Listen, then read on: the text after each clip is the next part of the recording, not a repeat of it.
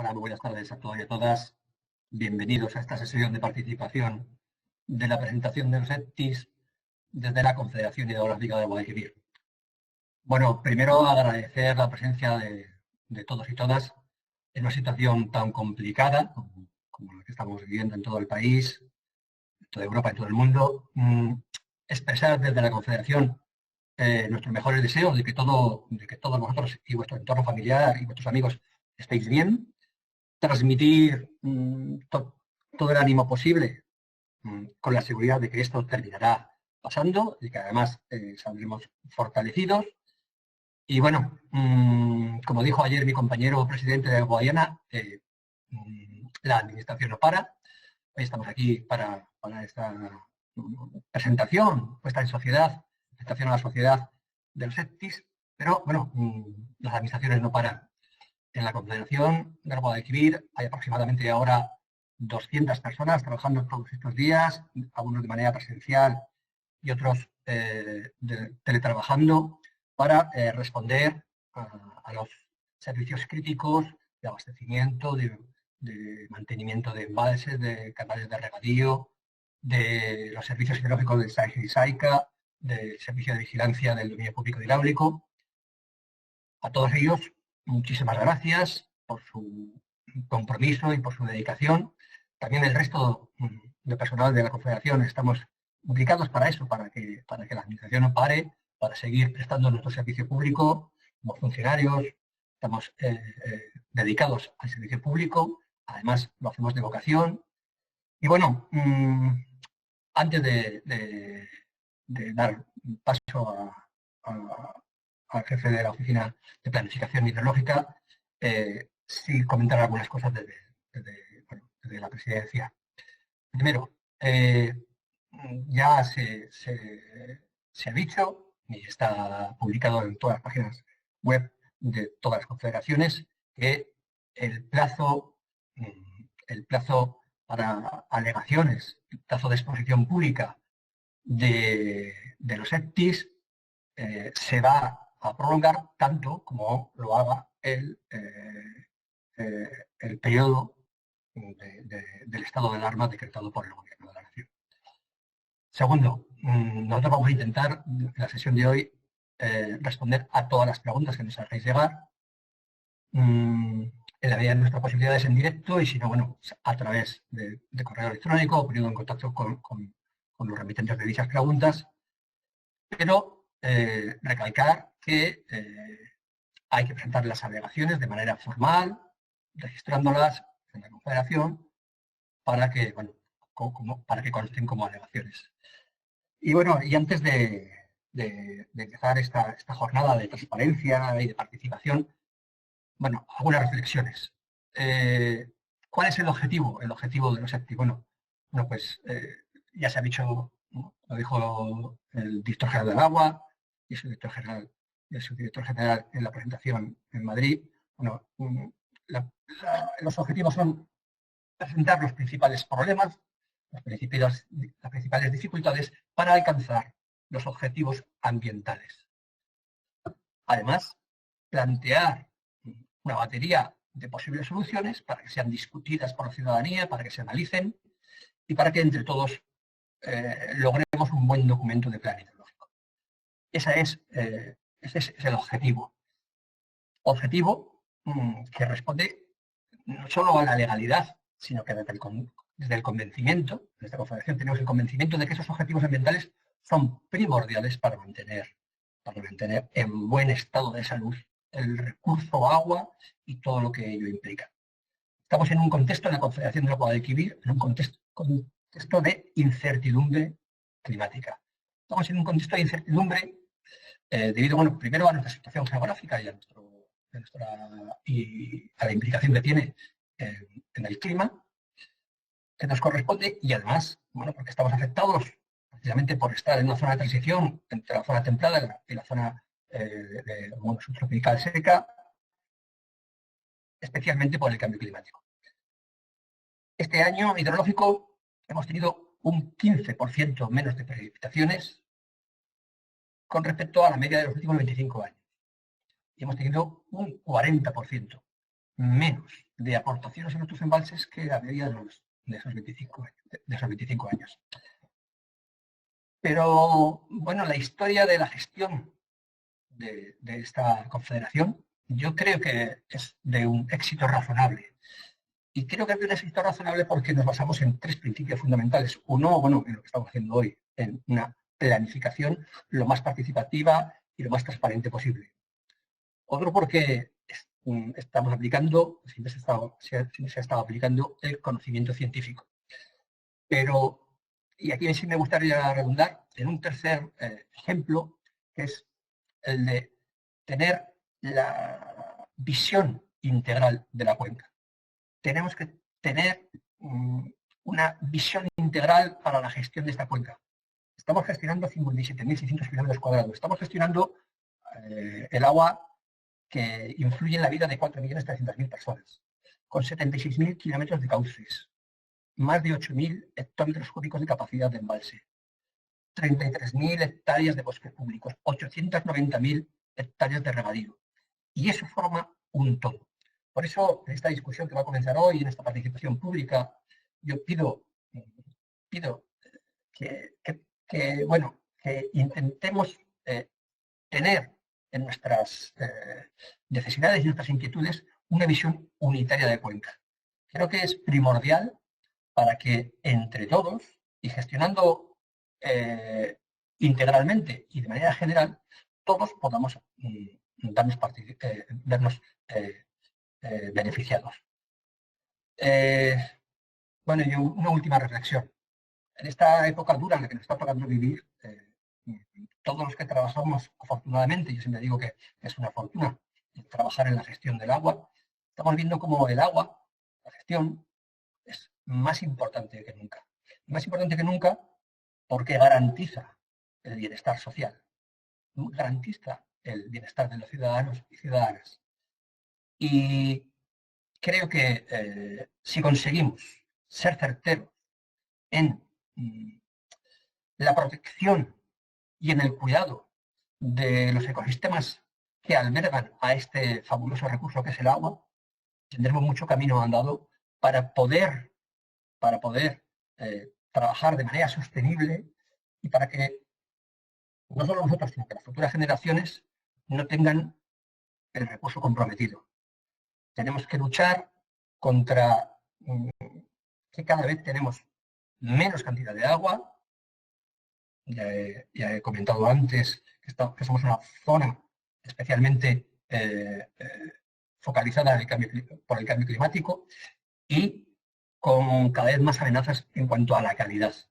Creo que nuestros ciudadanos y ciudadanas se merecen que gestionemos de la mejor manera posible, preservando los ecosistemas y preservando el recurso para garantizar cantidad y calidad de agua, para que haya un buen desarrollo económico y para que haya un buen desarrollo social en nuestra cuenca.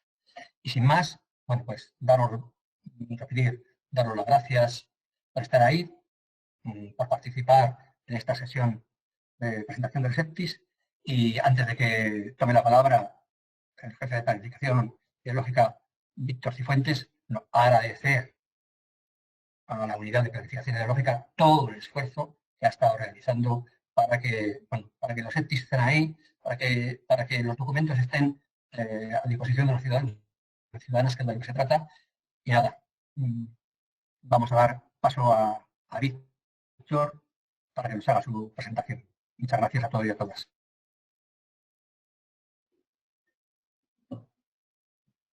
Hola, buenas. Bueno, pues vamos a proceder a echar un vistazo al esquema profesional de temas importantes de Guadalquivir. La verdad es que no es como me hubiera gustado hacerlo a mí.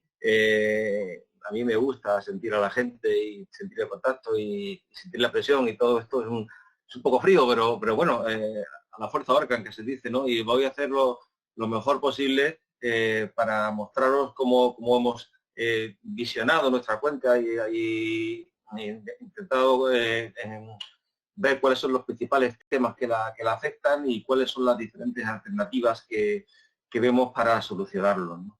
Bueno, no está de más, bueno, primero deciros que todas las preguntas, las cuestiones que se os ocurran con respecto a lo que voy a decir, las podéis mandar al correo electrónico que tenéis en pantalla. Y antes de empezar, pues no está de más hablar un poco de cómo es la cuenca y describirla, ¿no? Bueno, la cuenca de Guadalquivir es una cuenca grande, que tiene más de 57.000 kilómetros cuadrados, muy abierta al Atlántico y rodeada por una corona de montañas. La parte norte son sierras graníticas y pizarrosas, por lo cual tienen una gran escorrentía por ser muy impermeables y le prestan un carácter torrencial al régimen de Guadalquivir. La parte sur, sin embargo, son sierras más bien calcáreas, con lo cual proporciona un flujo base importante.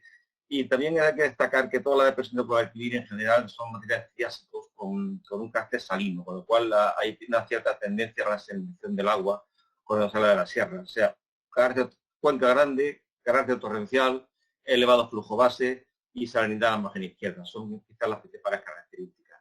Y en cuanto a su gestión, bueno, no hay cuenca fácil, la verdad. No hay ninguna cuenca fácil. Pero pienso que la de Guadalquivir es una cuenca compleja porque tiene múltiples presiones, ¿no? Tenemos, como ha dicho el presidente, que dar abastecimiento a más de 4 millones de personas. Tenemos que proporcionar agua a 890.000 hectáreas de regadío. En este sentido, hay que decir que desde 2009 no ha habido ningún fallo en la garantía. Confiemos en que pueda seguir así, que este año es un año difícil, ¿no? También, además, tenemos un gran polo químico en cabecera de un río pequeño, con todo lo que es Puerto Llano, con todo lo que eso condiciona. Tenemos un uso intensivo de las aguas subterráneas y de las aguas no reguladas. Tenemos también, como veremos a continuación, una importante contaminación puntual y difusa. El 30% de la cuenca está protegida y para acabar de condicionarlo todo, tenemos en la desembocadura de la cuenca pues una zona muy particular, como es el estuario de Guadalquivir, que tiene navegación pesada, es el único puerto fluvial de toda España donde llegan barcos grandes. Tenemos la principal zona arrocera de España, tenemos una acuicultura pujante y además tenemos en las proximidades a la joya de la corona, como es el espacio natural de Doñana. Con todo eso, pues tenemos que jugar y balancearlo y conseguir una gestión efectiva.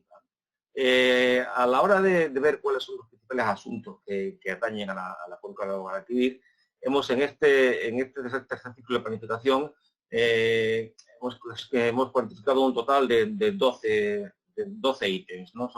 Digamos que son los principales obstáculos que tenemos para alcanzar los objetivos de la planificación hidrológica. Estos son tenemos los de tipo contaminación, como son la contaminación de origen urbano, industrial, y podemos llamar la contaminación puntual y también la contaminación difusa, las alteraciones en los cauces, como son las alteraciones hidromorfológicas, y también las alteraciones en el régimen de caudal, que es una presión sutil pero importante.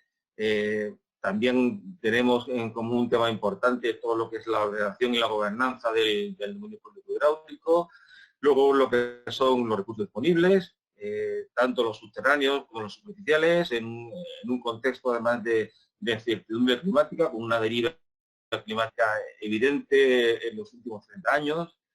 También tenemos algunos problemas que son comunes a todas las cuencas, como las especies invasoras, las redes de control siempre son insuficientes, el conocimiento siempre es insuficiente. Tenemos, bueno, nuestras grandes particularidades, como es Doñana, como he dicho antes, la joya de la corona ambiental de Guadalquivir, y eso que, vamos, Guadalquivir es una cuenca ambientalmente riquísima, ¿no? Pero Doñana es sin duda lo más conocido y lo que más repercusión tiene. Y además tenemos dos temas transversales a todas las confederaciones hidrográficas, como son la financiación de los organismos de cuenca, la recuperación de costes y la gestión del riesgo de inundaciones. Y sin más dilaciones vamos a empezar por ellos. Vamos a empezar por la contaminación de origen puntual, es la que se origina en valga la redundancia, en puntos concretos. Fundamentalmente se debe a la contaminación de origen urbano y a la contaminación de las industrias, ¿no? Y afecta fundamentalmente a la calidad de las masas de aguas y efectos tales como la eutrofia, la falta de oxígeno, pérdida de calidad. Y en cuanto a respuesta posible, pues prevención y sobre todo tratamiento, ¿no? En este caso, la verdad es que hay que decir que la situación no es ni mucho menos la que debiera. según el último cuestionario remitido, tenemos incumplimiento en 141 eras, ¿no? Son muchísimas, ¿no? Esto, la verdad es que es una cosa bastante lamentable, ¿no? Ya que afecta a uno de los pilares fundamentales de la Directiva Marco, como es la lucha contra la contaminación. De hecho, nos hemos quejado muchas veces que la Directiva Marco de Aguas no está pensada para nosotros, aunque, vamos, lo decimos un poco con la boca pequeña porque todos, en general, en el mundo del agua, todos pensamos que la Directiva de Marco de Agua ha supuesto un hito y un avance enorme en la gestión del agua, pero muchas veces decimos que la directiva es una cosa más pensada para los países nórdicos, por la calidad. Bueno, esto es calidad, o sea, esto es calidad y estamos fallando en una de las cosas a las que la directiva está pensada, o sea, que no, o sea, esto es una cosa que se debe corregir y además que ya no solo un imperativo legal y moral, sino que es que nos va a costar un dineral. Actualmente hay 5 procedimientos contra el Reino de España por este motivo, en uno se ha dictado sentencia y acumula hasta ahora 34 millones de euros, ¿no? A razón de la módica cantidad de 11 millones por semestre. Este es solo uno de los 5, o sea que creo que es importante que hagamos algo con respecto a esto, ¿no? ¿Cuáles? Bueno, de las 136 masas de agua, perdón, hay 136 masas de agua con un estado ecológico, creo que bueno, por este problema. Tenemos 16 con sustancia prioritaria de tipo industrial. En cuanto a las masas de agua subterránea, hemos encontrado índices de contaminación industrial por nutrientes en 24, 13 con un industrial y 19 por nutrientes de origen urbano. Y en cuanto a las alternativas, bueno, pues tenemos la tendencial, en la que solo haríamos lo que estamos haciendo, por lo cual pues, seguiríamos como estamos. Eso implicaría, sin duda, un cumplimiento de los objetivos ambientales, con las consecuencias que antes he apuntado.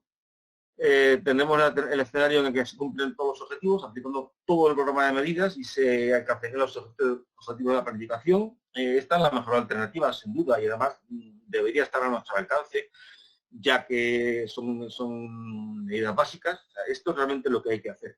Otra cosa es que seamos capaces de hacerlo, ¿no? Entonces aquí viene la alternativa 2, que sería una alternativa en la que se priorizan las actuaciones más importantes. En el fondo estamos hablando de lo que pretende el Plan Desear del Ministerio de Transición Ecológica y Reto Demográfico, ¿no? Y esto pues también implicaría un cierto incumplimiento, aunque un incumplimiento muy inferior al de la alternativa tendencial. El siguiente tema importante es la contaminación difusa, que tiene un origen fundamentalmente agropecuario,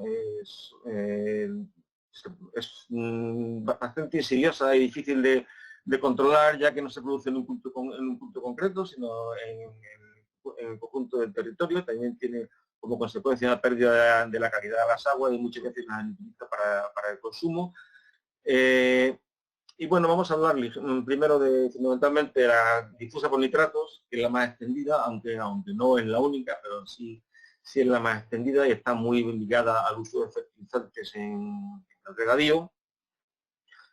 Tenemos ahora mismo incumplimiento por nitrato con un 23% de las masas de agua subterránea, fundamentalmente en lo que son las campiñas y también en el tronco de Guadalquivir y en algunas zonas de la mitad oriental.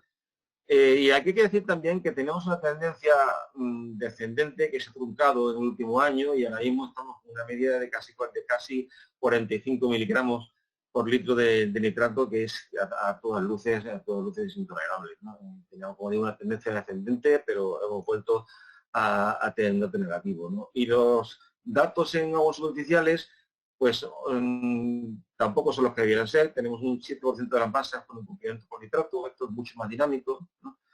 Pero también tenemos una tendencia negativa, y en este caso es casi más marcada que en el caso anterior, ¿no? Aquí es fundamental que nos tomemos en serio, que todos, empezando por la administración competente, se tome en serio el tema de las zonas vulnerables a nitrato de origen agrícola, ¿no? Son unas zonas muy extensas en la alta actividad agrícola en la que hay que extremar las precauciones y las medidas. Y esto no tiene que ser una cosa voluntaria, como lo ven. Las buenas prácticas agrarias con fertilizantes tendrían que ser obligatorios, al menos en la zona vulnerable, ¿no? Hay normativa autonómica desarrollada al respecto, ¿no? Y esto es una cosa fundamental. En cuanto a las alternativas, pues si no hacemos nada, pues seguiremos igual y cumpliremos los objetivos, ¿no? Y no va a ser posible hacer mejorar mientras no se ataque de raíz al problema. Esto pasa por un control del cumplimiento de las medidas derivadas de la designación de zonas vulnerables y una aplicación decidida del Código de Buenas Prácticas Agrarias, que debería pasar a ser obligatorio en vez de voluntario.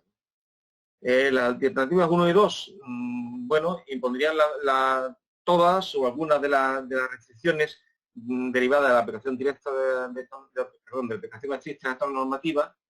Aún así, tendremos una recuperación lenta, sobre todo en aguas subterráneas, dada la inercia de los acuíferos no descontaminados.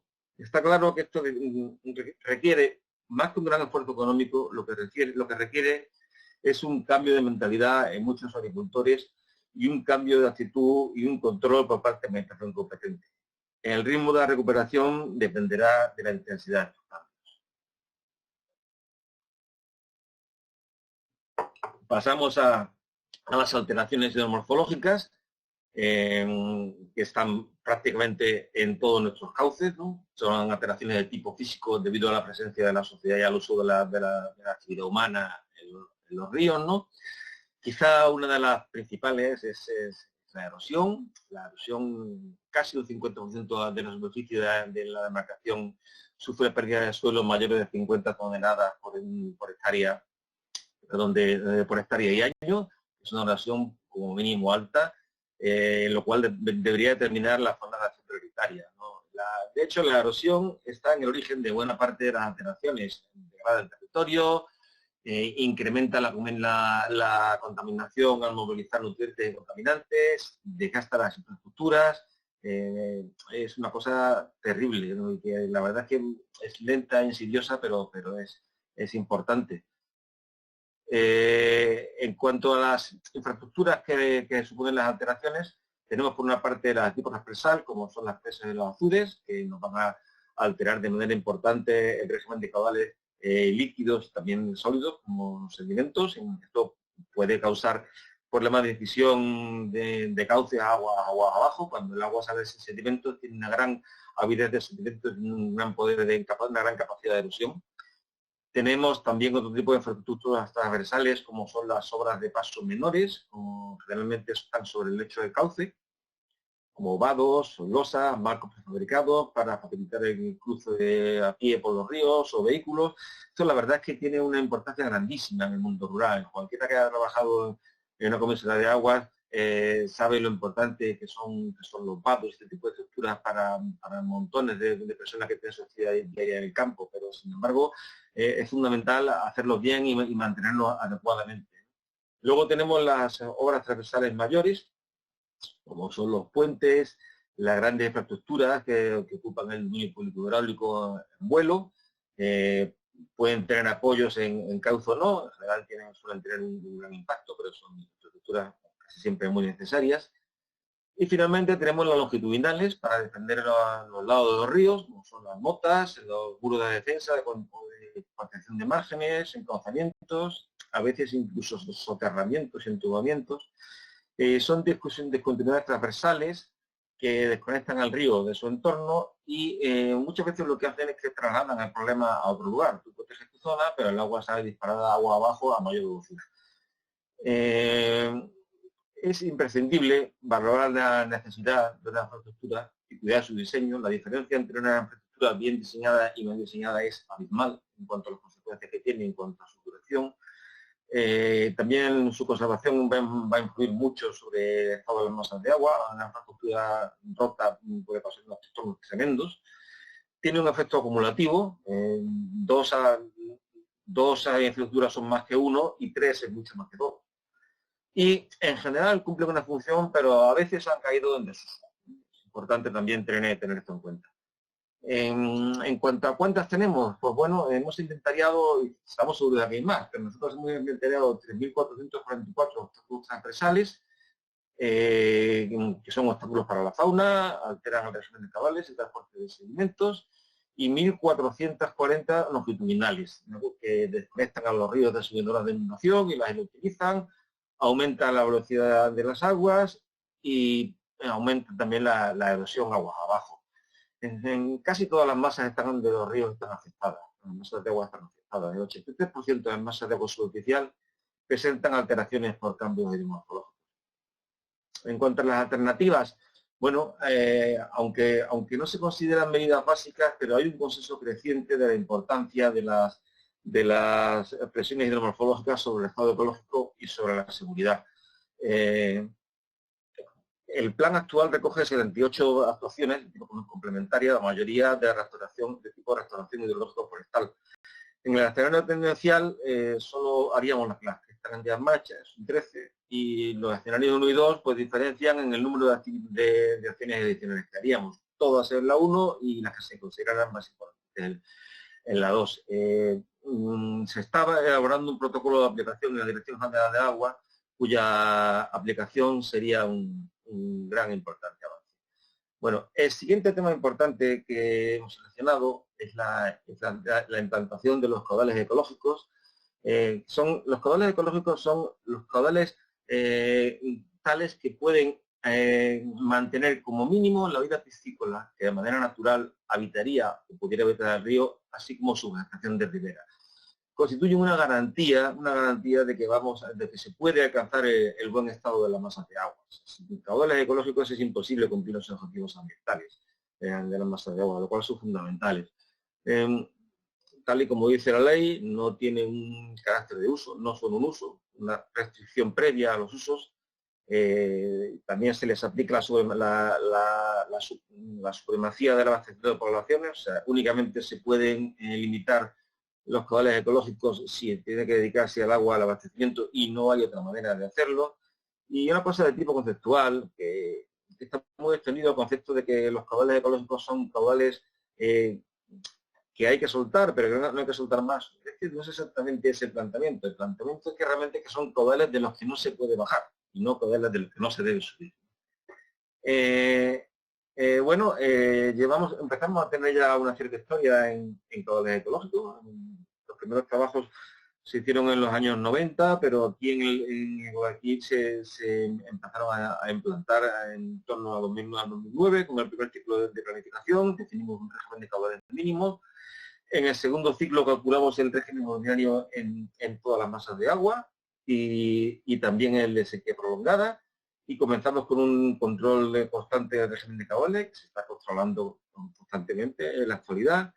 Y ahora en el tercer ciclo tenemos por una parte una serie de proyectos para adecuar los órganos de desagüe a los caudales ecológicos, que no siempre se hace, como veremos a continuación. Se está continuando con el estudio de los caudales ecológicos y también se están determinando las necesidades hídricas de los humedales, así como se está trabajando en mejorar el conocimiento de las relaciones entre las masas de agua superficial y entre los ecosistemas asociados, y entre los ríos, los acuíferos asociados, o sea, la relación río-acuífero. Es complicado implantar un régimen de caudales ecológicos en una cuenca como Guadalquivir. Por una parte tenemos que cuantificar los valores, que no es trivial.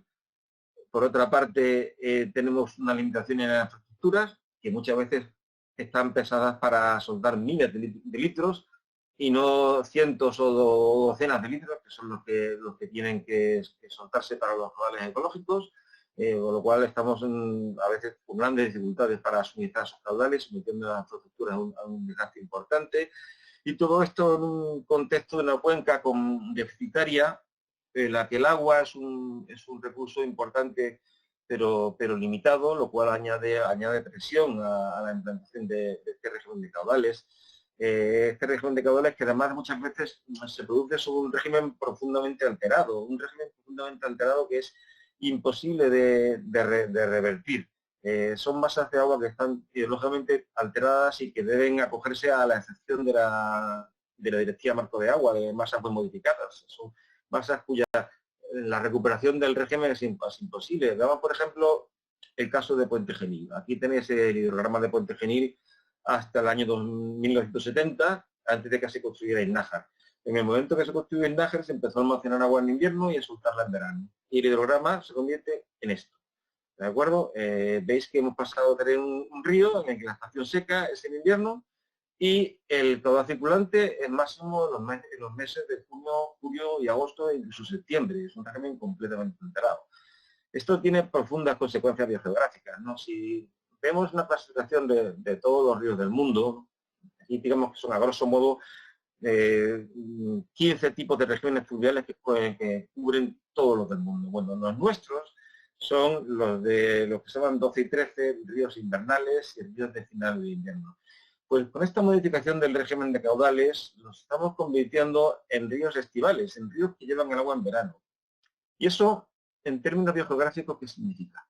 Bueno, aquí tenemos el mundo y aquí tenemos nuestra cuenca de Guadalquivir, y lo que hemos hecho, modificando el régimen, como explico ahora, llevando el máximo hidrológico al verano, es convertir nuestros ríos en unos ríos con un régimen similar a los ríos del mundo monzónico, en el fondo, o sea, a los ríos de China y a los ríos del este de África. Estamos sobreimponiendo una hidrología monzónica con caudales máximos en verano a una meteorología mediterránea, con lluvias mínimas en verano. Y eso forzosamente afecta al régimen y al ecosistema, y eso tiene difícil vuelta atrás, por lo cual es difícil implantar caudales ecológicos. Se pueden hacer muchas cosas, pero nunca podremos revertir al estado inicial. Muchas veces ni siquiera uno que se parezca, ¿no? ¿Cómo está evolucionando el tema? Bajo un escenario tendencial. Bueno, de manera global consideramos que la evolución es positiva. Todavía se registran incumplimientos, muchas veces se deben, como he dicho antes, a la imposibilidad de la infraestructura de desagüe de servir caudales para los cuales no fueron diseñados. Luego hay que cambiar conceptos y cabezas. Hay una cuenca deficitaria, con una fuerte componente agrícola, y todavía hay mucha gente que sigue entendiendo los caudales ecológicos como umbrales de los que no se debe bajar cuando no es el caso, ¿no? Pero aún así, vamos, yo llevo ya aquí 20 años trabajando en esto y voy viendo los cambios, y yo soy consciente y veo perfectamente que hay un cambio de tendencia. Quizás no es lo rápido que hubiéramos querido, pero es un cambio de tendencia evidente. Es un cambio de tendencia, un cambio a bien. Sin embargo, también hay que decir que es un cambio frágil, es un cambio que sigue consolidarse, que debe consolidarse y que debe ampliarse a otros parámetros. ¿Qué se puede hacer? Bueno, una alternativa maximalista, naturalizando por completo los caudales, pues yo creo que después de lo que he explicado antes sobran las palabras, ¿no? Yo creo que es casi imposible volver el régimen de caudales a el que era antes de la construcción de los embalses, y el coste socioeconómico sería elevadísimo, y también lo sería el ambiental, si optáramos por deliberar el agua por conducciones para que no hubiera agua en verano en los cauces, ¿no? Yo creo que en principio es algo difícilmente planteable, ¿no? Lo que sí se pueden hacer es mantener caudales, lo que llamamos caudales ecológicos, como un régimen de caudales ecológicos que minimice los efectos de este cambio y que garantice que se pueden conseguir los objetivos ambientales, ya sea como el buen estado o el buen potencial. También habría que estudiar el efecto del régimen de caudales en zonas protegidas, donde hay que ser especialmente cuidadosos. Habría que empezar a trabajar en las tasas de cambio. No se puede soltar todo el agua de un día en una hora, mucho menos. Habría que empezar a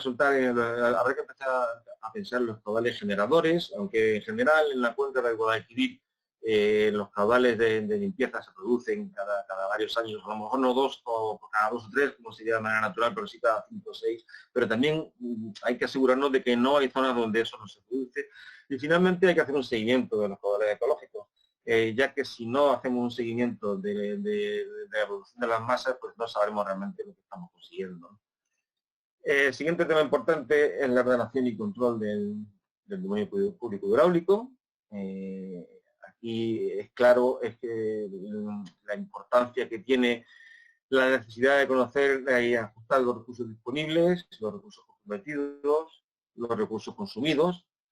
Una herramienta fundamental y utilizada es el registro de aguas, que debería estar actualizado, incorporando todos los datos del sistema de alberca, debería estar con una mejor accesibilidad para la ciudadanía, intentando información gráfica y geográfica, la relación con el catastro, potenciar su uso vía Internet.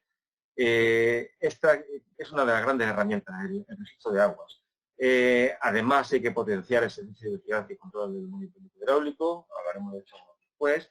Habría que también que mejorar en contadores, tanto en su instalación como en control telemático, priorizando las de mayor volumen y las zonas más sensibles.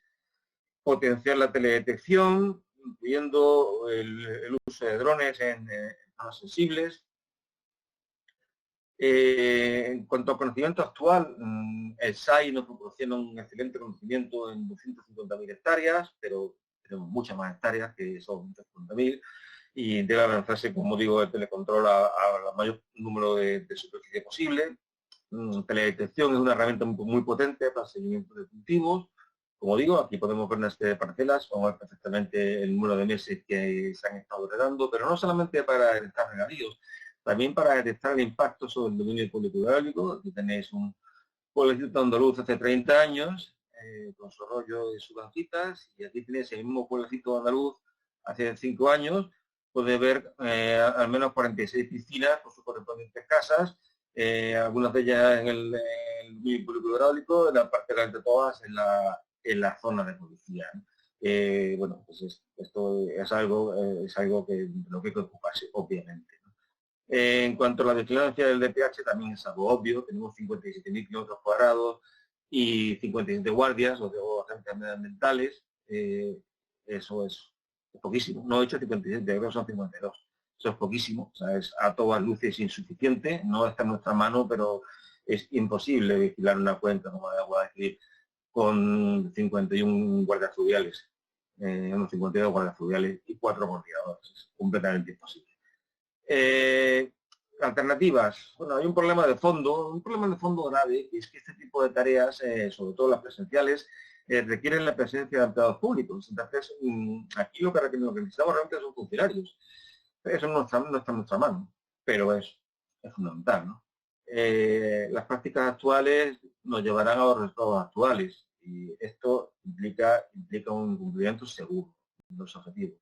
El fondo no es muy caro, el programa de medidas requería solo, comillas, en torno a 80 millones de euros. El problema es que es muy difícil conseguir incremento de plantilla. Y también es difícil imponer la gobernanza y la ejecución estricta de las medidas. Pero desde luego, sin plantilla es prácticamente imposible, ¿no? Bueno, la garantía en un contexto climático. Bueno, esto, la cuenca de Guadalquivir es una cuenca que se está viendo especialmente afectada por el cambio climático y además es de la que que puede ser potencialmente más afectada. Se puede decir, pues, poniéndonos un poco éticos, que estamos en la primera línea del cambio climático, ¿no? Es una cuenca grande, bien colocada por su apertura al Atlántico para recibir grandes cantidades de agua cuando llueve.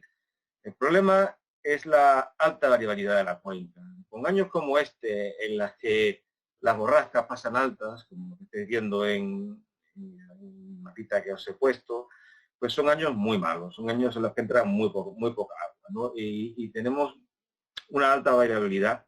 Y una alta variabilidad porque en el fondo estamos a caballo entre dos regímenes climáticos, el de la zona templada y el de la zona árida. Por decirlo de alguna manera, en los años buenos somos como Francia y los años malos son como el sur de Noruega. El problema son cuando nos vienen varios años malos seguidos y las borrascas pasan altas, como este año. Porque al final nuestra cuenca depende muchísimo de los juegos de las borrascas, de la altura a la que pasan las borrascas, ¿no? Si pasan por encima del paralelo 42, recibimos muy poquita agua y es lo que está pasando este año. Bueno, ¿qué es lo que está ocurriendo en los últimos años? Bueno, lo que está ocurriendo en los últimos años, veis la gráfica, es que estamos teniendo una disminución de la aportación media. Cada barra son 30 años, ¿de acuerdo? La primera barra es la media entre 1940 y 1970. La segunda entre 49 y 71 y así. Y la última sería entre 1988 y 2018.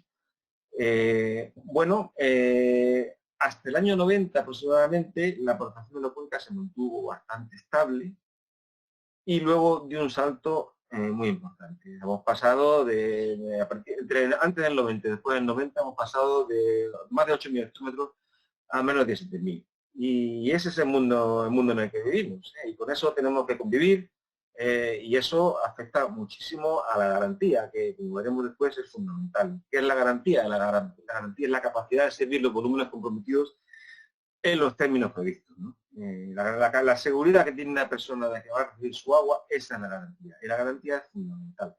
Y no solo tenemos menos agua que antes, sino que también la tenemos con más irregularidad. Aquí tenéis una curva que muestra la evolución de la variabilidad. O sea, una curva que muestra lo que se desvía cada año de la media. Podemos decir que hace 40 años, los años medios se desviaba de la media en torno a un 65%.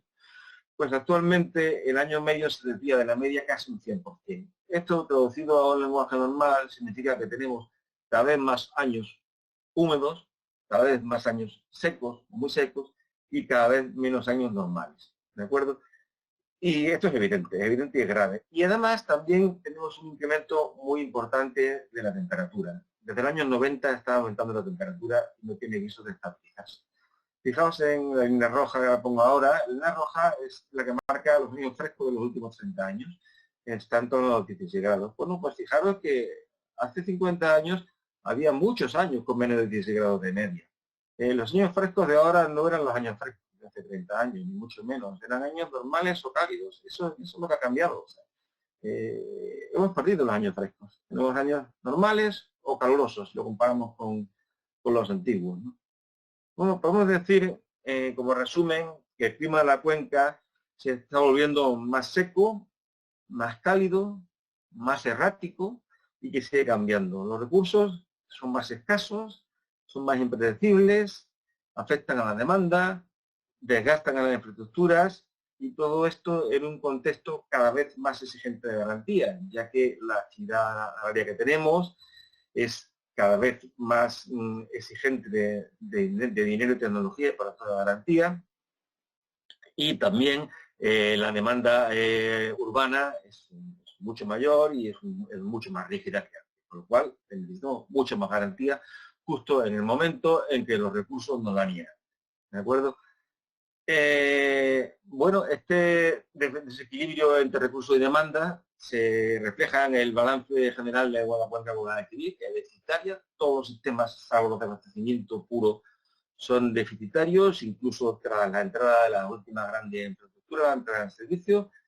Tenemos una cuenca deficitaria, claramente deficitaria, y muy sensible a los cambios de las aportaciones. Aún así, hemos conseguido mantener la cuenca bajo control con muchísimo esfuerzo, muchísimo trabajo, a costa de la aplicación de una política de no incremento del regadío y de estricto control del existente. Y esto ha sido clave en que la cuenca no se nos haya ido de las manos y que todavía sea una cuenca más o menos manejable.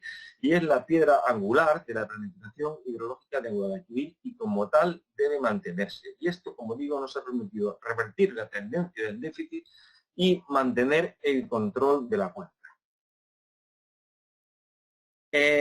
Ideas clave: control de la demanda y contención de la demanda. Incremento al máximo de la garantía. Y tenemos que valorar sobre todo actuaciones muy puntuales que maximicen el beneficio y minimicen el coste. Actuaciones casi quirúrgicas, como recrecimiento de determinados embalses o conexión entre determinadas presas, o acciones en las que tengamos un máximo beneficio por un mínimo coste. Hay que finalizar las modernizaciones pendientes, pero ojo, velando porque haya un ahorro efectivo. La modernización tiene una cosa, un objetivo fundamental, que es ahorrar agua y hacer más flexible y más potente la explotación, pero sobre todo ahorrar agua. ¿De acuerdo? Tiene como lado negativo que una explotación modernizada implica un agricultor endeudado. Un agricultor endeudado necesita más garantías, con lo cual volvemos a lo de antes. Hay que extender el control de los volúmenes extraídos, no tener control. Hay que mantener y mejorar nuestros parques de infraestructura, que es un magnífico parque, es una herencia que hemos recibido y que tenemos que cuidar y preservar. y es fundamental una gestión coordinada favoreciendo la creación de comunidades regantes y comunidades de usuarios de aguas subterráneas. La alternativa tendencial nos llevaría a una situación como la que tenemos, una situación delicada, aunque la cuenca, como digo, es más o menos todavía manejable. Una actuación maximalista conseguiría una disminución del déficit, sin reparar en costes, pero tendría un altísimo coste tanto económico como ambiental y requeriría un uso masivo de la sociedad de la Dirección Marco de Aguas, y aún así su viabilidad tanto económica como ambiental es dudosa. Y una alternativa posible es un escenario, digamos, posibilista, en el sentido que he apuntado antes, en el que se presentarían una serie de medidas básicas del plan vigente que tienen un máximo efecto con un mínimo coste. Bien, y el siguiente tema importante es la gestión sostenible de las aguas subterráneas.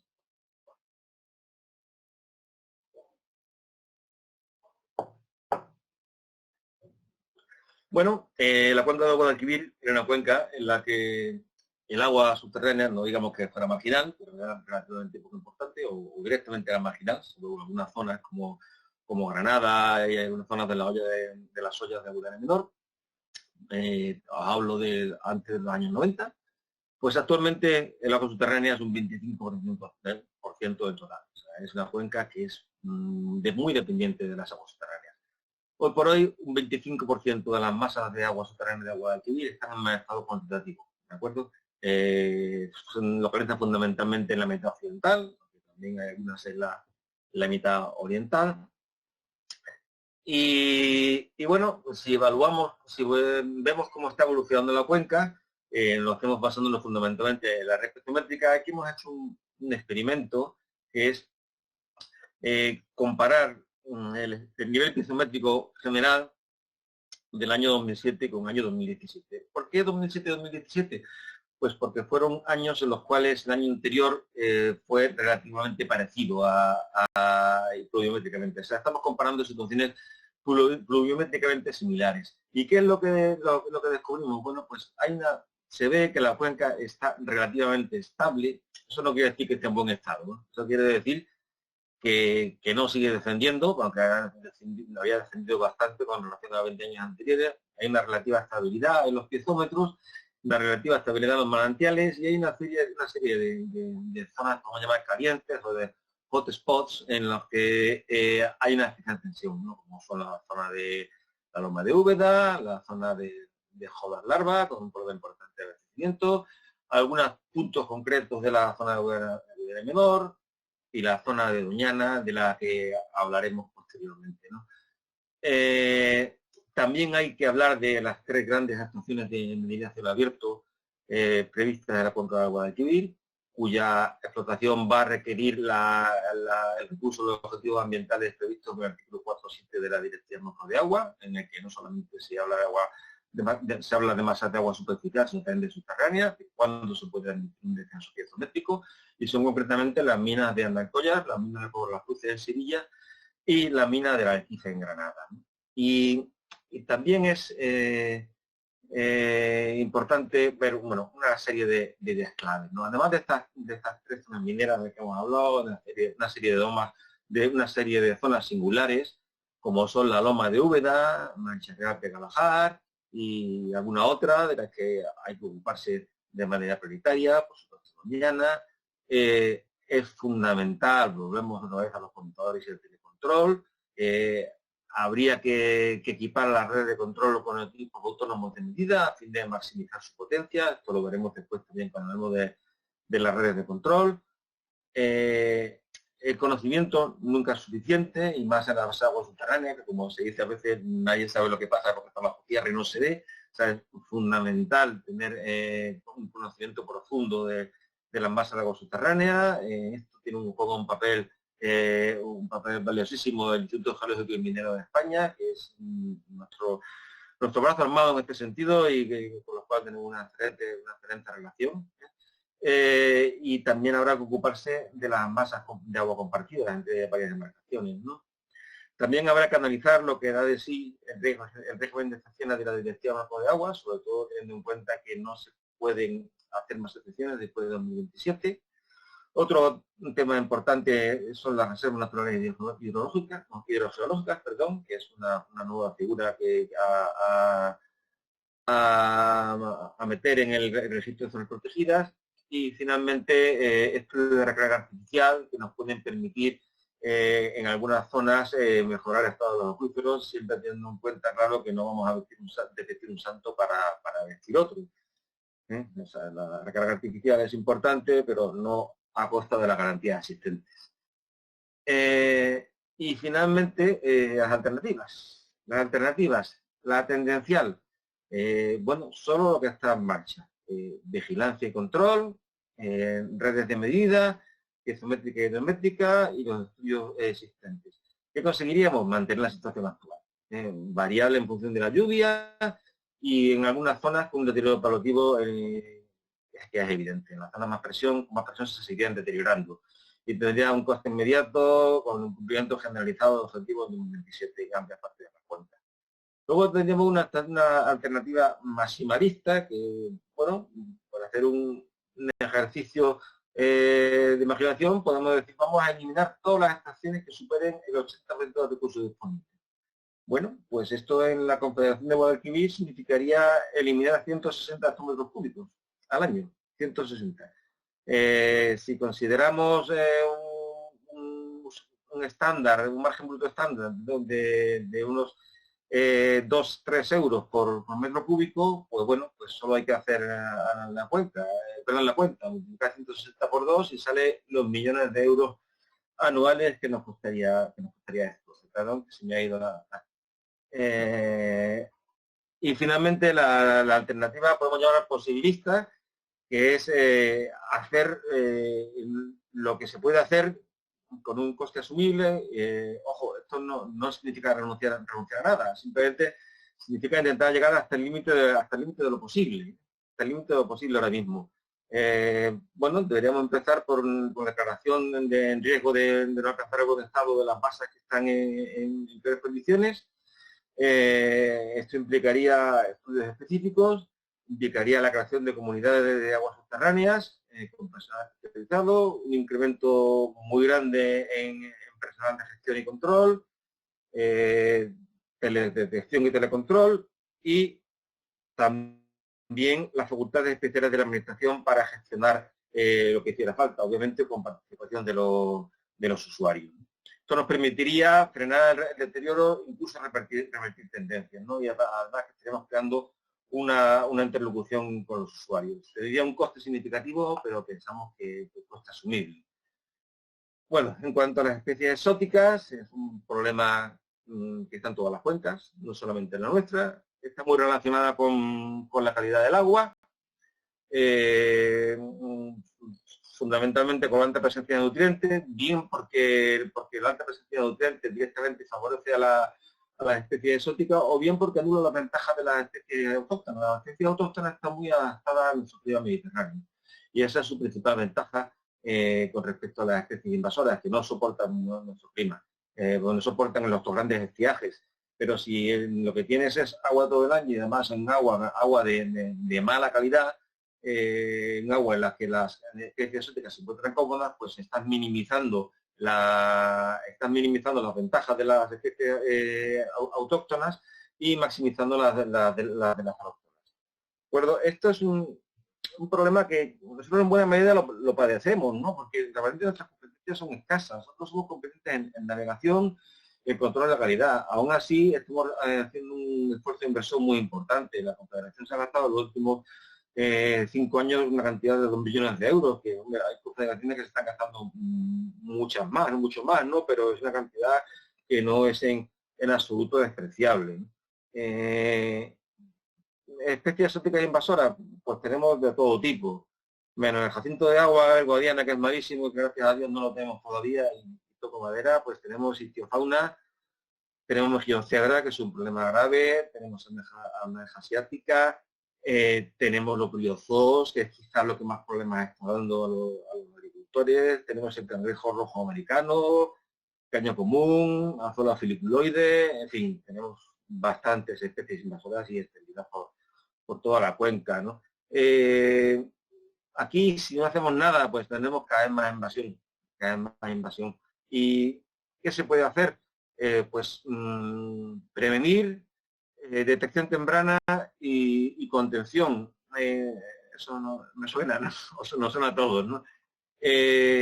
Bueno, la verdad es que es muy importante la prevención y detectar cuanto antes mejor, cuando el problema aún es manejable, ¿no?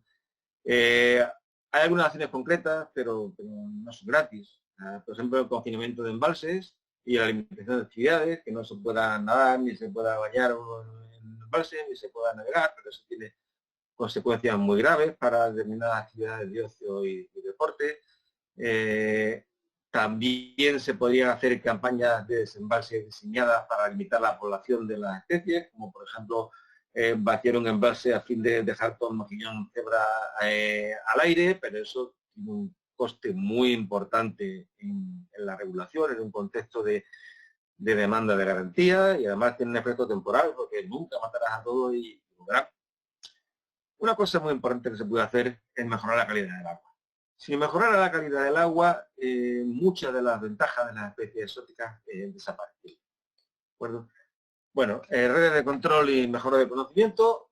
Aquí pues podría decir que aunque nuestras redes de control son sólidas y cuestan dinero, son insuficientes. De las 400 masas de agua tipo río, hay 150 que no tienen una de control y tenemos que inferir su estado en base a otras masas de agua y a un estudio de análisis y presiones.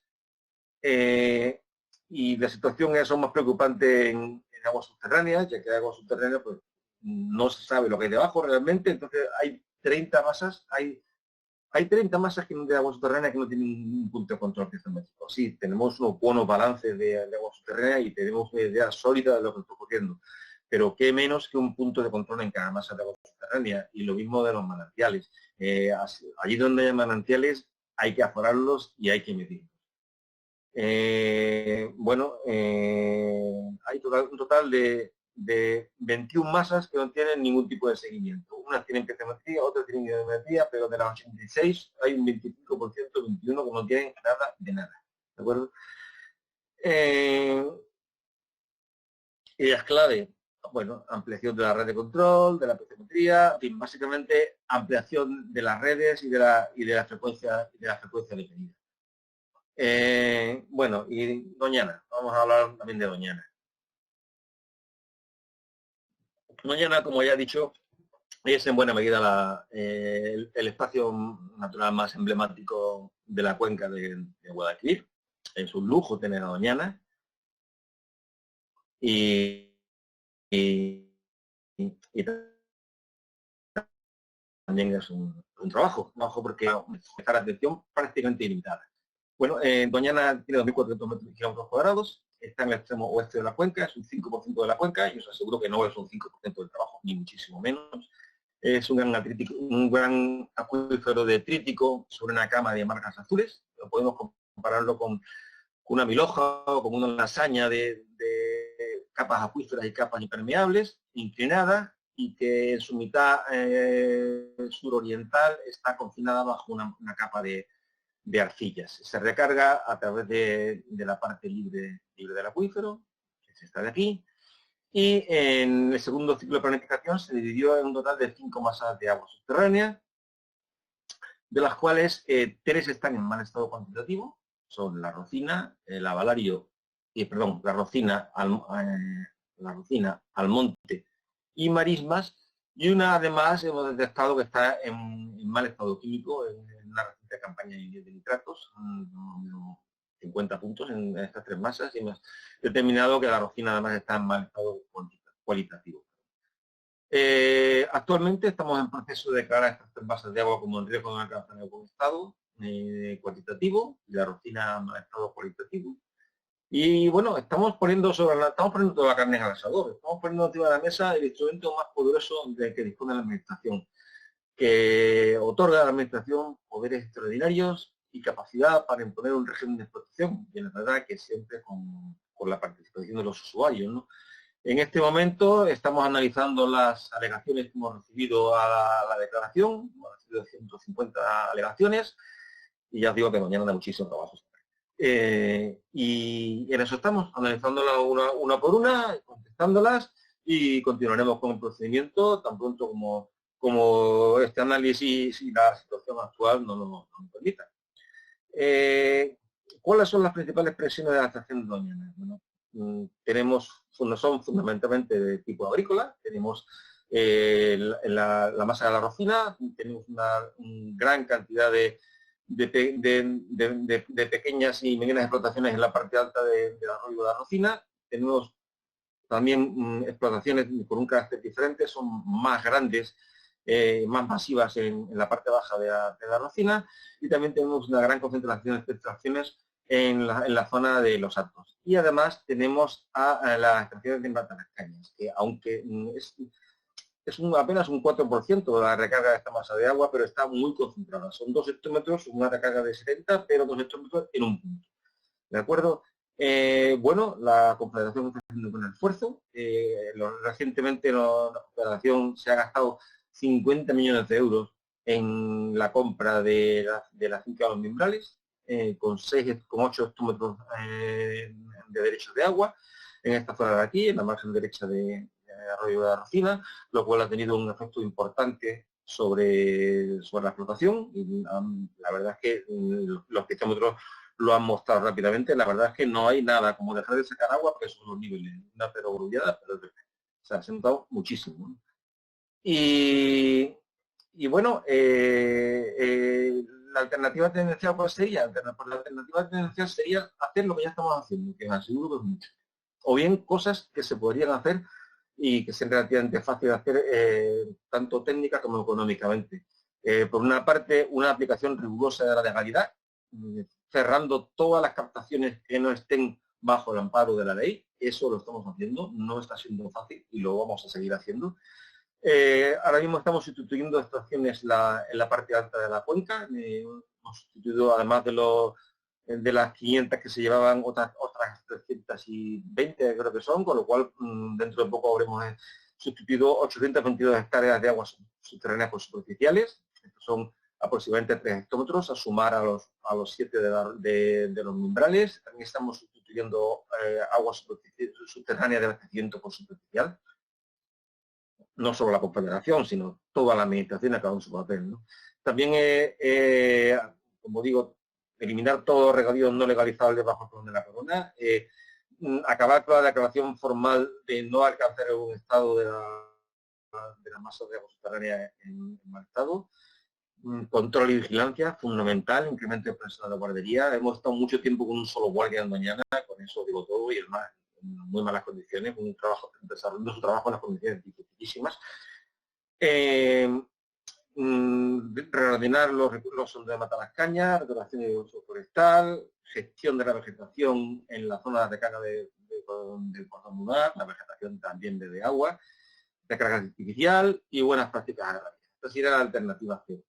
Y luego está la alternativa 1. ¿Qué conseguiríamos con la 0? Bueno, podemos conseguir lo que estamos consiguiendo ya, estabilizar la situación, recuperar hasta cierto punto los niveles, pero difícilmente íbamos a conseguir en 2027 el buen estado solamente con una alternativa. Podemos aproximar, pero no creo que llegáramos a conseguirlo.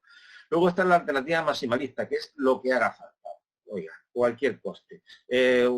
Bueno, implicaría un conjunto de actuaciones adicionales a la alternativa tendencial, que básicamente lo que buscarían es que no se sacara ni una sola gota de agua de los acuíferos de Doñana. Ya está, se acabó la extracción subterránea. Devolveríamos Doñana al estado hidrológico previo al año 50.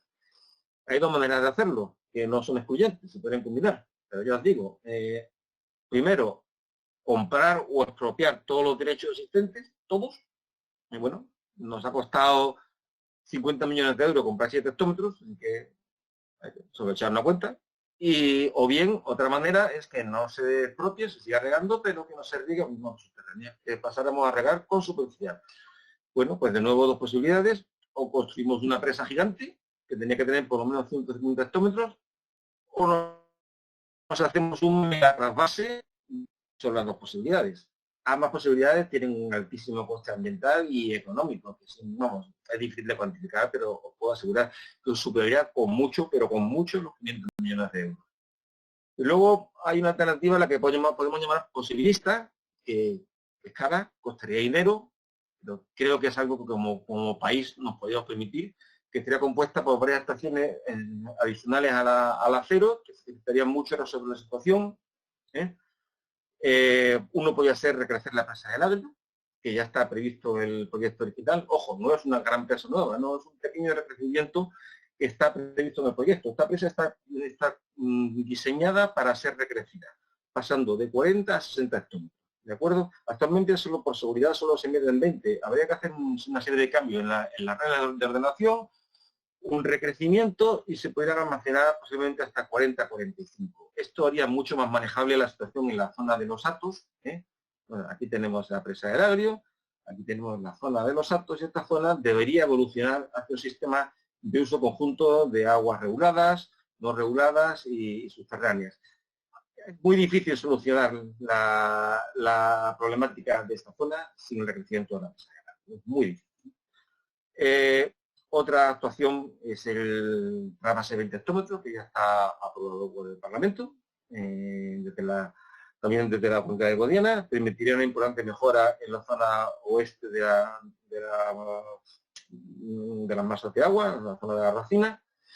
Y también otra posibilidad es ir más allá de reordenar los sondeos de Matalascañas y conectarlos con el anillo hídrico de Huelva. Esto permitiría acabar con el tema de los bomberos de Matalascañas. Entonces, todo esto nos permitiría disminuir el tamaño del problema, lo haremos más pequeñito, lo haremos manejable, fuera de Matalascañas. Esto no haría milagros, no volveríamos a la hidrología de los años 50, pero sí a la hidrología de los 80, y sería una gran mejoría con respecto a la situación actual. Esos son básicamente las tres alternativas de mañana. Ya para ir acabando, dos temas transversales, el tema de recuperación de costes, el tema de recuperación de costes y financiación. Bueno, los organismos de cuenca están muy deficientemente financiados para sus funciones actuales. Han pasado ya mucho tiempo, desde que los organismos de cuenca eran oficinas de obra que se dedicaban a hacer obras y recuperaban costes con amortizaciones. Ahora tienen unas funciones que entonces eran inimaginables y tienen unos instrumentos financieros para soportarlos francamente insuficientes y que nos hacen depender fuertemente de las transferencias externas, ya sea de la Dirección General del Agua o de fondos de la Unión Europea.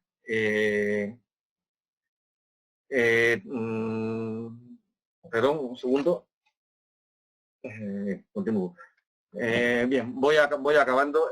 Básicamente dos alternativas. Hacer lo que estamos haciendo o una reforma de la ley de aguas del régimen económico financiero que permita a las confederaciones financiarse de manera adecuada. Esto desborda con creces de las posibilidades del plan hidrológico y requeriría un rango de ley. La alternativa 2 sería asumir que toda la sociedad debe contribuir a esto y destinar parte de los impuestos a financiar las confederaciones hidrográficas a fin de que puedan cumplir con sus funciones. Ambas son francamente difíciles y de acuerdo a un plan hidrológico. Lo que queremos es realmente poner sobre la mesa, poner esto sobre la mesa para que se debata. Y finalmente, para terminar, la gestión de riesgo de inundaciones, que bueno, es una cosa que hemos hecho, aunque tiene su planificación propia, pero me parece oportuno en este año de danas e inundaciones meterlo en los planes hidrológicos, es una cosa que se hace entre todas las administraciones. Protección civil, administración local, autonómica, organismos de cuenca, entre todos hemos hecho un plan que quien ha tenido que redactarlo son las confederaciones y que se administra conjuntamente. En él se han determinado unos 866 kilómetros con cientos integras de riesgo potencial. ¿Y cuáles son las decisiones a adoptar? Pues básicamente coordinación entre los objetivos del plan hidrológico y los de riesgo de inundación, y coordinación con la sociedad y con las diferentes administraciones, incrementar la percepción del riesgo por parte de la sociedad, que muchas veces no es consciente de él. Y las alternativas, las diferentes alternativas, pues bueno, dependen del esfuerzo que se quiera hacer. Si seguimos como hasta ahora, tendremos lo que tenemos hasta ahora, con problemas de inundaciones cada vez más frecuentes. y con la alternativa 1 y 2 pues tendremos diferentes escenarios de mejoras según el esfuerzo que se quiera hacer. Es fundamental, como digo, la coordinación entre las diferentes administraciones y la concienciación pública y la autoprotección. Y nada más, llevo casi 1 hora hablando, os ruego que me disculpéis. Os dejo con esta imagen tan bonita del Picón de Jerez en Sierra Nevada. Bueno, confiemos que podemos volver a nuestras presentaciones en persona cuanto antes. Todo esto pasará, el mundo sigue fuera esperándonos, ¿no? Y yo estoy deseando poder volver a ir a la zona a veros a todos. Y nada más, muchas gracias por vuestra atención y podéis presentar vuestras cuestiones en el correo que tenéis a continuación. Muchas gracias.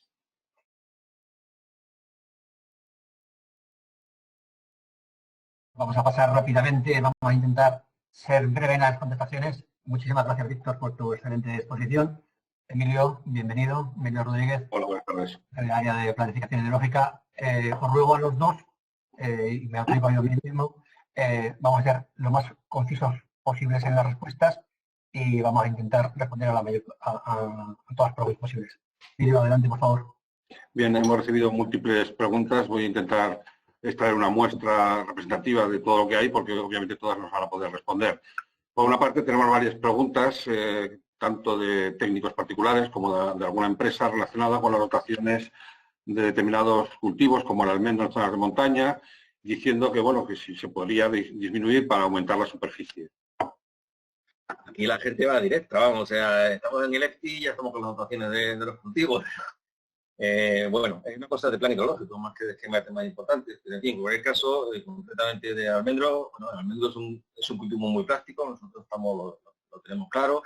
También tenemos claro que no vamos a promover regadíos infradotados, pero como digo, se trata de un cultivo muy práctico y que su dotación se puede adaptar a condiciones específicas, tanto de climatología como de tipo de laboreo, siempre que se justifique, pero en fin, como digo, esto es un tema más de plan hidrológico que de esquema profesional de temas importantes.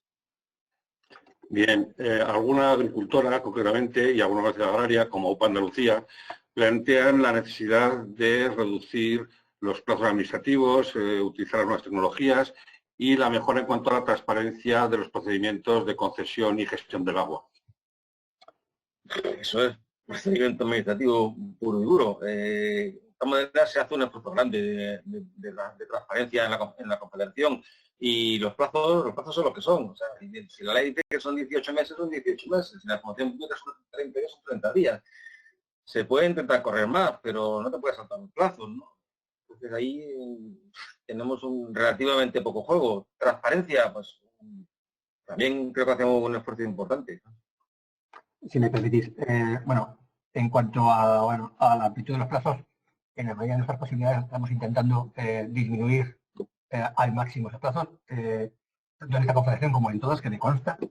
Y bueno, si alguna vez nos hemos alargado demasiado, es porque quizá los expedientes tenemos gran cantidad de expedientes, pero en todo caso pedir disculpas, bueno, por la parte que nos toca, si no hemos estado lo más ágiles posibles en cuanto a esa tardanza. En cuanto a la transparencia, bueno, pues esto es un buen ejercicio de transparencia. Desde que está este equipo en la confederación, yo creo que tenemos las puertas abiertas a todo el mundo, a cualquier inquietud, a cualquier necesidad que se nos plantea, tanto presencialmente como no presencialmente, así que bueno, intentaremos seguir mejorando. Hay algunas preguntas relacionadas con el tema importante de Doñana, concretamente algún consultor internacional o alguna organización no gubernamental como WWF, que plantean un poco las alternativas que plantea la ficha de ETI, que consideran que no son muy realistas, son poco ambiciosas, y por otra parte también plantean una cosa que ya se ha explicado, que cuándo va a haber la declaración de masa en riesgo de la caza de buen estado de las masas de agua subterránea de Doñana. Bueno, yo creo que son muy ambiciosas, ¿eh? O sea, dada la situación de la que venimos y la situación en la que estamos, las actuaciones que se han planteado son muy audaces y muy atrevidas, y simplemente ya la alternativa 2 es un esfuerzo muy considerable. Simplemente la alternativa tendencial nos está costando un esfuerzo ímprobo. Se puede decir que nos estamos dejando la piel, y eso es la tendencial. O sea, Doñana da una cantidad de trabajo tremendo. para conseguir simplemente revertir la tendencia, y creo que lo estamos consiguiendo. Respecto a cuándo vamos a continuar con la declaración, pues tan pronto como podamos. Las circunstancias, desde luego, no lo permiten, y como he dicho además, bueno, estamos ahora mismo en plena contestación de alegaciones, que no son ni pocas ni fáciles. Una cuestión, perdón, Emilio. Bueno, en cuanto a Doñana, en la Confederación estamos convencidos de que el camino emprendido para conseguir los objetivos ambientales en Doñana es ya único, es decir, es irreversible. Entonces estamos poniendo, lo ha dicho Víctor en su exposición, toda la carne del asador.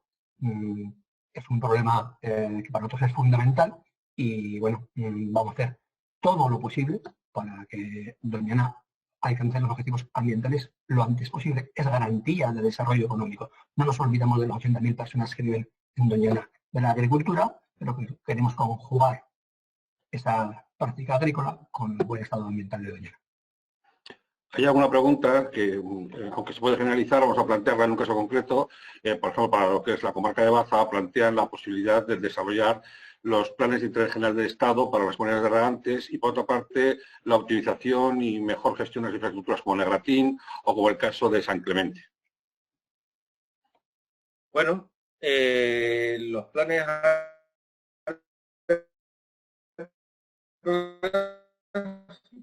agrarios son competencias, lo que hacemos es tener el recurso disponible y cuantificar el que se puede poner a disposición, y eso es lo que puedo decir en cuanto a los planes agrarios, ¿no? Luego, con respecto al recurso de Negratín, para nosotros es muy importante. 18,5 hectómetros de agua regulada en Negratín son clave para el desarrollo de la cuenca, y pensamos que es muy importante el conseguir que se implementen. Y respecto a San Clemente, entiendo que se refiere a la impermeabilización del vaso. Ahora mismo hay un proyecto de 2 millones y pico de euros en el Ministerio para ello, para impermeabilizar el Negratín. Y bien, pensamos que la impermeabilización del vaso del Negratín tendría como consecuencia un incremento importante de la garantía en una zona donde no sobra. Un momentito, Emilio, confirmar lo que acaba de decir Víctor. Hay una inversión prevista de 2.500.000 euros para la impermeabilización. Está en nuestro servicio de contratación, ya para la próxima licitación, ya a la espera de, si no recuerdo mal, de el informe de evaluación del Estado. También hay algunas preguntas relacionadas con casos concretos. En el caso, por ejemplo, también de la comarca de Baza, pues plantean determinados modelos de abastecimiento de poblaciones, que si de manantiales, no manantiales, gente que está a favor o en contra. Entonces, un poco que explicaras en base a qué se están planteando ese tipo de abastecimientos. Bueno, cuando hablamos de abastecimiento humano, tenemos que poner por delante la calidad, tenemos que poner por delante también, obviamente, como puede ser de esta manera, los objetivos ambientales, y tenemos que poner también por delante la garantía y obviamente el coste, la recuperación de coste. Entonces, con todos esos argumentos, pues tenemos que ver cuál de las garantías que se han puesto en el campo más importante es el más favorable. Yo hago mucho hincapié en la recuperación de costes, costes de todo tipo. Hay que pensar que el agua hay que pagarla, y el agua no puede ser barata, el agua de boca, de calidad. Entonces, eso es, bueno, una cosa que todas las administraciones, especialmente las más cercanas a ciudadanos de las que sirven el agua, deben tener en cuenta. Recuperación de costes. No es...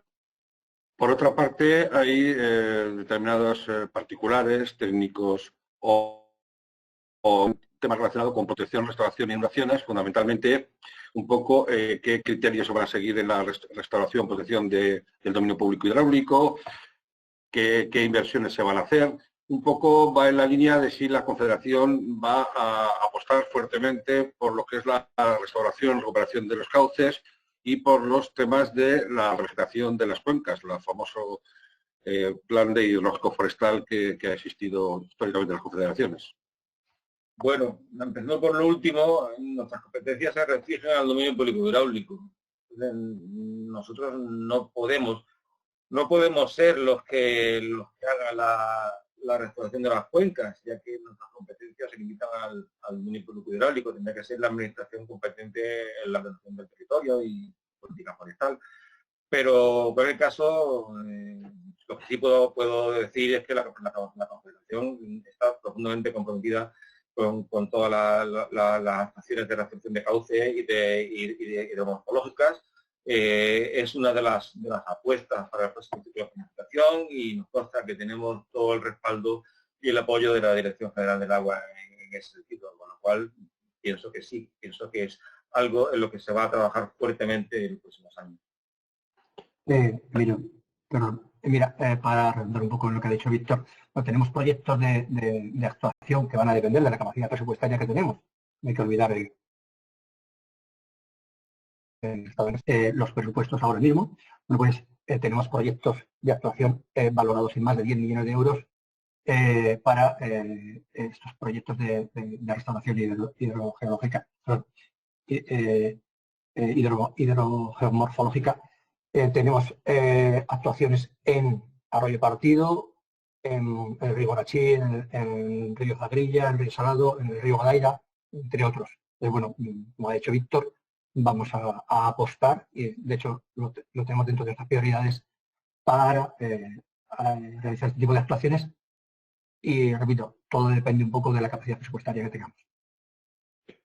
Por otra parte, de algunas ingenierías forestales plantean unos temas que ya se han hablado, el tema de los plazos, si se interrumpen o no por el tema del estado de emergencia, cómo van a quedar las inversiones debido al estado de emergencia, y también plantean algunas otras preguntas relacionadas con la calidad de las aguas, que cómo va evolucionando la calidad de las aguas del tronco del Guadalquivir, y una yo creo que es interesante, que es cómo está influyendo en la gestión de la cuenca el cambio de orientación de los cultivos que se está orientando hacia cultivos leñosos. Bueno, respecto a cómo va a influir el tema del coronavirus, los presupuestos, pues, ¿qué queréis que os diga? Espero, como decía el otro, pues, esperamos lo mejor. No está en nuestras manos ni me temo que puedo responder a esa pregunta, ¿no? Sí puedo responder a las otras. Puedo responder a calidad de Guadalquivir. Bueno, la calidad de agua, concretamente del tronco de Guadalquivir, está mejorando ligeramente, no está mejorando lo que debiera, pero está mejorando ligeramente. Lo que pasa es que la directiva a veces está hecho muy dura, porque si no llegas a la prueba en todos los suspendidos, por ejemplo, últimamente he estado revisando el estado hidromorfológico el estado ecológico de numerosas masas de la cuenca. Me he encontrado con que los indicadores biológicos están mejorando. Estamos mejorando en diatomeas, estamos mejorando en macroinvertebrados, pero sin embargo no conseguimos bajar en otros indicadores, con lo cual seguimos suspensos, ¿no?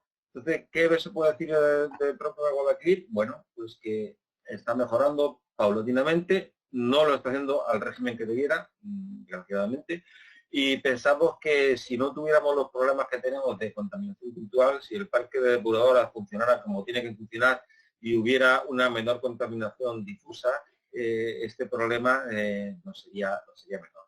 Y respecto a la orientación de cultivos, a la reorientación de cultivos, la verdad es que es un tema muy importante, porque realmente eso es lo que está ocurriendo, es uno de los temas clave. Lo que está ocurriendo es que estamos pasando en muchos casos de cultivos herbáceos a cultivos leñosos. ¿Qué pasa con un cultivo herbáceo? Pues que, como te diría, es más flexible y más resiliente. Si un agricultor planta habitualmente alfalfa o maíz y un año le damos la mitad de dotación, pues puede plantar girasol y sacar un beneficio aceptable. ¿Qué pasa? Que si se pasa a naranjos, por ejemplo, se pasa a frutales, no puede hacer eso. O sea, entonces, muchas veces ya no es cuestión de volumen. A lo mejor para gastar las dos cosas lo mismo, pero una requiere mucho más garantía que el otro. Vamos a pasar, en lo que está ocurriendo, que estamos pasando de unos agricultores que tienen herbáceos a unos agricultores que tienen cultivos de frutales por goteo y su correspondiente letra en el banco. Con lo cual gastan la misma agua, pero demandan mucha más garantía. ¿De acuerdo? Entonces esto es un tema de... Muchas veces no es cuestión de volumen, es cuestión de garantía. Es fundamental. La reorientación de los cultivos que ha mencionado tiene como consecuencia fundamental un incremento de la exigencia de garantía.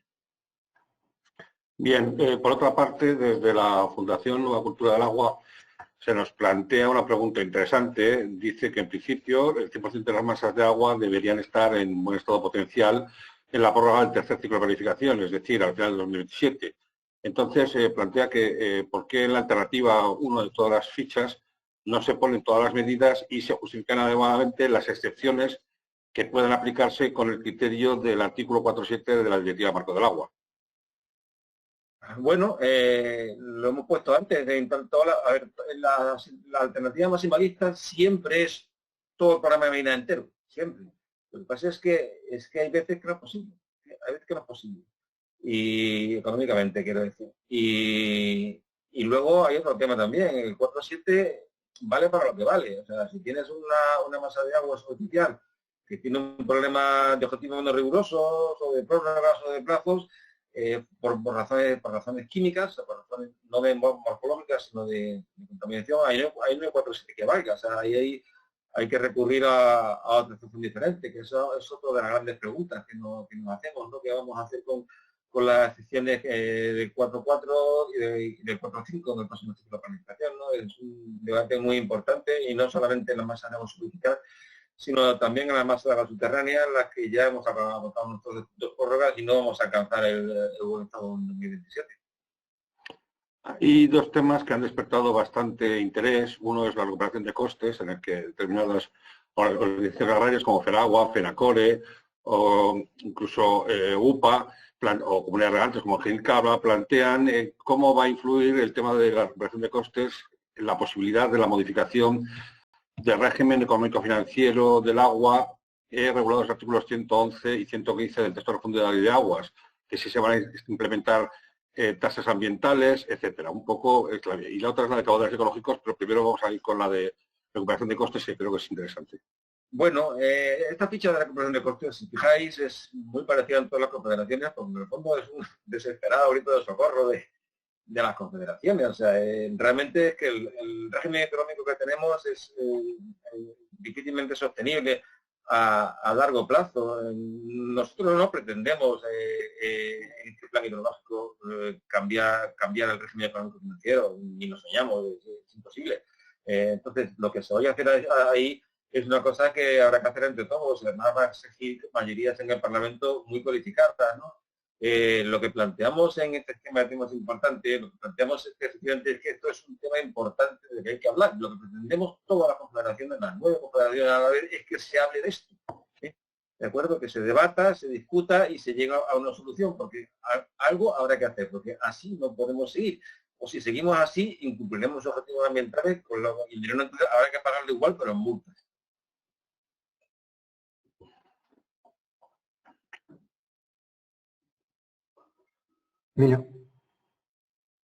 Bueno, con respecto al tema de caudales ecológicos, las nuevas organizaciones, FENAGUA, FENACORE, UPA, ARERA, plantean el tema de si queremos recuperar el régimen natural de caudales, cómo influiría, dado que muchos ríos en la época estival pues llevan poco caudal, en las asignaciones y las concesiones para riego, y por otra parte, si se implanta un régimen de caudales ecológicos, cómo influiría esto en la garantía de las concesiones para riego ya existentes. Bueno, yo creo que esto es el tacto de lo que se plantea es un no problema, porque los ríos precisamente cuando llevan agua, los ríos regulados, es decir, cuando llevan agua en verano, o sea que en verano precisamente no se incumplen los caudales ecológicos.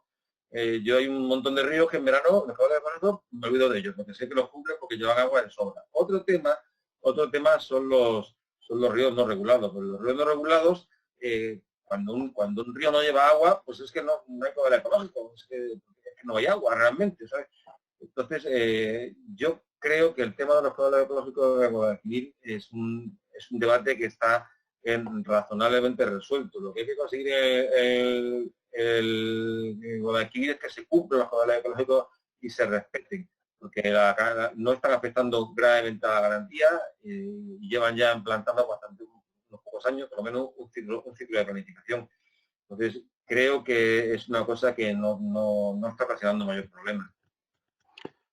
Por otra parte, y particularizando un caso que has mencionado, los usuarios del acuífero carbonatado de la Loma de Úbeda de alguna manera plantean por qué a ellos no se les trata, entre comillas, como a Doñana, es decir, no se les hace una ficha específica, dado que consideran que su acuífero pues tiene muchos problemas y que su situación podría ser comparable con la del acuífero de Doñana. ¿Qué hay de lo mío, no? Bueno, la loma es fundamental y la loma es un grupo. Yo soy consciente de ello. Lo que pasa es que somos los que somos. O sea, aquí los que tienen la declaración, por ejemplo, porque os hagáis la idea, somos Emilio, yo y otro, ahora mismo. Entonces, damos para lo que damos, ¿no? Pero sí, o sea, somos conscientes de la problemática de la loma. En cuanto consigamos quitarnos Doñana un poco de lo alto, me refiero a nivel de oficina de planificación, el siguiente gran acuífero de que yo tengo claro que hay que ocuparse es de la loma de Úbeda. Es mucho territorio, muchas hectáreas, muchas familias y un acuífero de una posición muy delicada. Amigos de la loma, de verdad que no nos olvidamos de vosotros. Pero, otro tema también que plantea algunas agencias agrarias como UPA o algunos agricultores o técnicos es el tema de las aguas regeneradas. Plantean, bueno, que si se va a volver otra vez a sacar un concurso como el que ha habido, si se va a realizar la asignación de los 20 hectómetros cúbicos, y un tema curioso, pero importante, que cómo va a influir el tema de la asignación de las aguas regeneradas en los caudales ecológicos de muchos ríos que en verano o en otras épocas el caudal ecológico dependía mucho del vertido de estas aguas depuradas. Bueno, en principio, empezando por el final, diré que la asignación de las aguas depuradas, cuando se hace, tiene que respetar los caudales ecológicos. Es una restricción previa al uso. ¿Cuánta agua hay disponible de la depuradora? Pues la que haya menos los caudales ecológicos. Eso va a empezar, ¿no? Y respecto a si se va a repetir la experiencia del plan anterior, está en nuestro ánimo. Pensamos que ha sido una experiencia muy positiva, globalmente muy positiva. Pensamos que vamos a aprender de las cosas donde podemos haberlo hecho mejor y creemos que tiene una gran capacidad para llevar algo de recurso a algunas zonas concretas.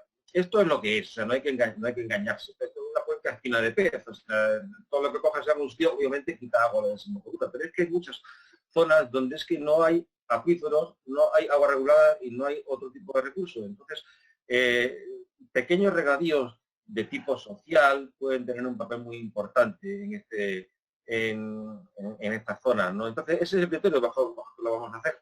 Es una cantidad pequeña, pensamos que la cuenca puede permitírselo y siempre con unos criterios sociales y, por supuesto, respetando los caudales ecológicos. Algunas organizaciones, como la Plataforma de Defensa del Río Castril, plantea por qué, qué criterios han seguido para este nuevo estudio de caudales ecológicos, qué puntos se van a elegir, por qué no se elige este, no se elige el otro, un poco qué criterios han seguido. Y también, a través de esta plataforma, junto con algún catedrático de la Universidad Politécnica de Madrid, plantea por qué no se consideran los costes ambientales, el impacto ambiental, en todos los estudios que se realizan para la asignación de recursos o para decidir de dónde se da un abastecimiento, de dónde se da un regadío, etcétera. Bueno, respecto a los caudales ecológicos del Castril, lo primero que podría decir es que el río más alto que el Castril no lo conozco. En el plan anterior se hizo un esfuerzo muy grande con el río Castril, particularmente en el tramo aguas abajo de Portillo. Se pasó a considerar un hábitat potencial último máximo del 50% como en un río, como en todos los ríos no protegidos. No nos olvidemos de que el Castril agua abajo de Portillo no es un río protegido.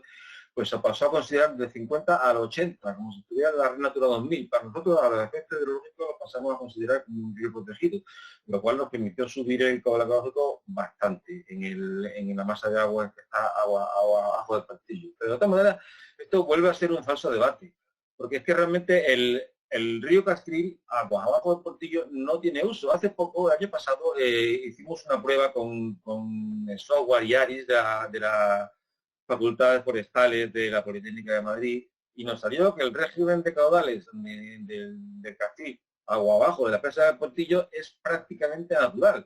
Entonces, pues realmente es que es un debate realmente teórico, más que real, ¿no? Y en cuanto a los costes ambientales, es un tema que está sobre la mesa. El problema es que no hay una metodología clara para los costes ambientales, ni siquiera a nivel europeo. Nosotros nos hemos bandeado bastante bien con la metodología de considerar que el coste de las medidas es el coste ambiental. Que se puede hacer mejor, se puede mejorar, pues sí, posiblemente, pero como digo, es una cosa bastante complicada de calcular, en la que faltan metodologías comunes y de referencia. Con respecto a la ficha del mantenimiento de las garantías en un contexto de cambio climático, determinadas organizaciones, alguna organización agraria o el área de hidrogeología del Instituto Geológico y Minero plantean cómo se van a garantizar dichas garantías cuando el contexto de cambio climático está dirigiendo hacia una disminución de las aportaciones, una disminución de los caudales con el tiempo. Bueno, la verdad, me repito la gracia que vimos antes, lo que tenemos son aportaciones menores que en los años 90. No se está viendo, ahora mismo no se ve una tendencia decreciente, lo que se ve es menos agua que antes. Y también se ve un incremento de la variabilidad. ¿Cómo vamos a hacer? Pues tendremos que maximizar nuestras infraestructuras, optimizarlas, aumentar las interconexiones, aumentar la resiliencia, mantenerla en el mejor estado posible y controlar la demanda. Y no se me ocurre de otra manera, no hay soluciones mágicas. Luego hay, por parte de la sección de caza y pesca de la Junta de Extremadura, plantean varios temas relacionados con la permeabilización de las infraestructuras transversales de los ríos, qué criterios se van a seguir, o por otra parte, qué criterios se siguen para la gestión de los sedimentos. Bueno, son unos temas que van más por la vía del plan, pero bueno, yo lo planteo porque ellos lo han sacado en este tema. Sí, como digo, es una cosa más del plan hidrológico, pero que afecta realmente a uno de los temas importantes, como es la hidrometeorología, ¿no? A ver, es complicado porque muchas veces te encuentras con infraestructuras transversales que son legales, pero que están hechas hace 30 años. Entonces, habrá que hacer todo lo posible para priorizarla, pero tenemos que ser conscientes de que la situación es la que es. Yo creo que aquí lo que es, siendo práctico, lo que es fundamental es localizar infraestructuras en desuso, localizar y demoler infraestructuras en desuso. Y aquellas que están en uso, pues en la medida posible permeabilizarlas y hacer lo posible para que aumente el flujo magnético de poblaciones arriba y abajo. Pero es fundamental localizar infraestructuras en desuso y demolerlas. Algunas organizaciones agrarias o algunos consultores... Sí. Vamos a ir terminando 2 o 3 preguntas si quedan, ¿vale? Vale. Bueno, como iba diciendo, determinadas organizaciones agrarias, como puede ser pues, el Agua, Fenacore o bien determinados consultores, plantean por qué no ha habido una ficha de un esquema importante relacionado con el incremento de infraestructuras. Fundamentalmente plantean casos de determinada presa en este sitio, determinada presa en otro. Un poco lo plantean como que eso debía haberse recogido en una ficha exclusiva tratando este tema. Bueno, nosotros lo hemos incluido en la ficha de la garantía. Pensamos que está bien incluida, está considerada como una de las alternativas posibles, ¿no?